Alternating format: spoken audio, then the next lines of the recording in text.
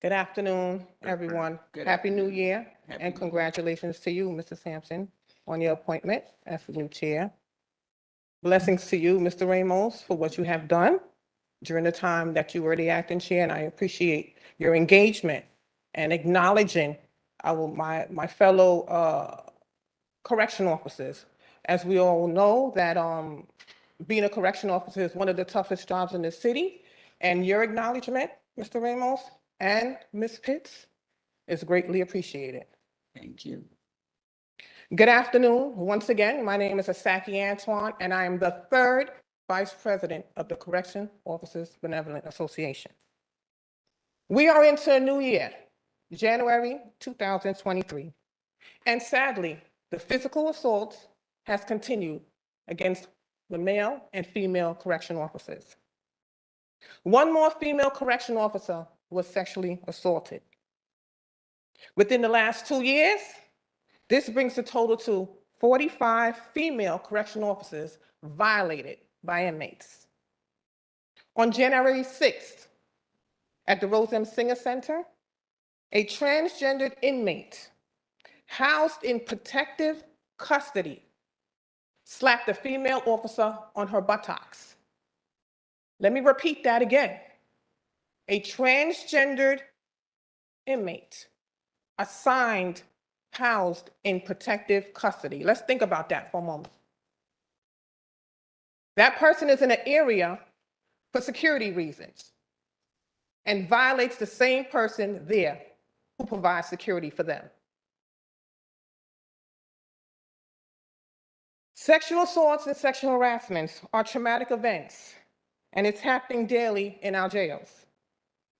If left untreated, the long-term psychological effects can and will lead to PTSD. This kind of trauma has a lasting, detrimental, and physical impact on our officers at work and at home, and it must not be ignored. These sexual predators, the inmates who attack female correctional officers, should be held fully accountable for their actions. The rearrest process falls short in terms of holding these predators accountable in real time. And there must be mechanisms put in place to deter this deviant behavior. You, the Board of Correction, have the ways and the means to ensure this happens. But instead, for every female that has their vagina groped, buttocks slapped, and breast grabbed, you remain silent. Ms. Freya. Ms. Antoine, I'm just gonna, we're giving you 3 extra minutes. Is that right? Yes, I stated that at the beginning. Got it. Yes. Sorry, I apologize. Ms. Freya and Ms. Jacqueline Sherman, time after time, you have listened to my testimony addressing these sexual acts against our female correction officers, and you have never spoken out publicly in disgust against these acts. And as a woman, you too have remained silent. Mr. Felipe, every month you express your concern regarding mandated programs for the inmates, but yet you fail to publicly address inmate-on-inmate violence and the assaults on officers by the same inmates who are recipients of these programs. Every month, your main focus is to discipline correction officers, but yet again, you fail to publicly request information regarding discipline for inmates who participate in gang wars, participate in assaulting officers, participate on inmate violence, participate in concealing weapons, and participate in violating inmate rules, which are all captured on Gentech video. Silence once again. In 2019, 3,500 correctional officers resigned or retired. Nearly 600 since January 1st of 2020 alone, and every day thereafter, the numbers rapidly increased without mass hiring. So in essence, you, the BOC, and the City Council expect correction officers to do more with less. You expect correction officers to fix a system that you helped dismantle.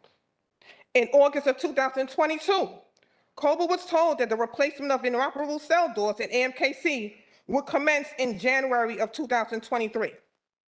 An update was provided, and the project is delayed 6 months, June of 2023. Where's the urgency to get these cell doors fixed, as this major security breach interferes with the safety, security, and daily operations of the housing areas and all facilities on Rikers Island? Again, how do you expect correction officers to effectively perform the inspections of cells, making meaningful tours, provide inmates with lock-in and lock-out options, perform lock-in at 9 p.m. when the cell doors cannot be secured and the inmates can enter and exit at their leisure? Housing by gang affiliation still exists. All of this and more captured on JETIC, which you, the BOC, have access to in real time. Your field directors report these issues to you daily, but you fail to act. You fail to do nothing or anything.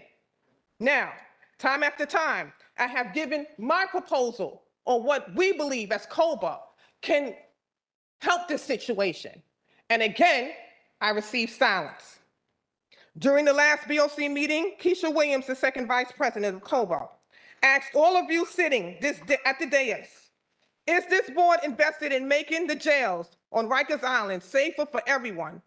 Or are you simply just looking out for the interests of the inmates? I'm going to close with this. Based on my testimony today and the scathing report, the response is clear. Your silence. Do something. 2023 is the year for change. I appreciate the fact that you guys are going to have a committee concerning women in the jails, but please ensure that you incorporate myself, my partners, correction officers in this, because we're dealing with sexual harassment and sexual assaults daily, and your silence really speaks loud. Thank you.